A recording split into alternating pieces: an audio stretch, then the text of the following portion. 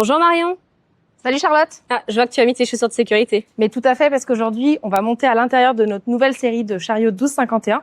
On va vous parler un petit peu d'ergonomie. Alors, tu sais Charlotte, on constate qu'il y a une pénurie de personnel dans les secteurs de la logistique et de la manutention.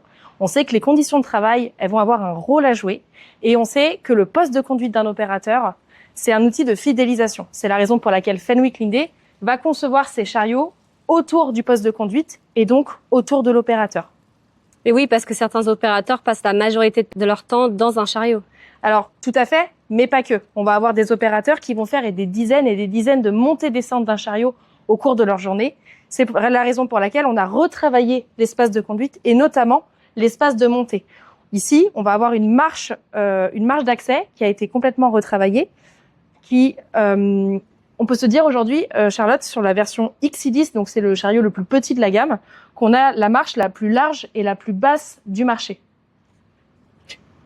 À l'intérieur de la cabine, ça va être pareil. On va se retrouver avec un petit peu plus de place pour les pieds. On va être en moyenne à 12 cm de place en plus entre le tableau de bord et le bloc-siège pour les pieds. Et on a également pensé au grand cariste, puisque le siège ayant été un peu rabaissé avec la batterie lithium-ion intégrée sur le modèle XI, on va avoir à peu près 7 cm de plus pour la tête pour les opérateurs.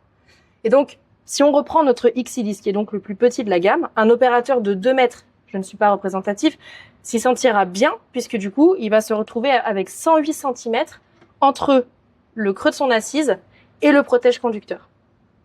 Tu peux nous rappeler la norme en vigueur?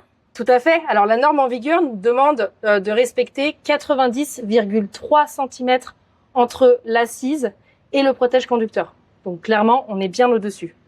À l'intérieur de ce poste de conduite, on va retrouver donc un volant qui va être réglable à la fois d'avant en arrière, mais aussi en hauteur. En bref, vous allez avoir un poste de conduite qui va s'adapter à votre opérateur plutôt que l'inverse. Merci Marion de nous avoir éclairé sur le confort de ce chariot. Mais avec plaisir, Charlotte. À bientôt pour une prochaine vidéo.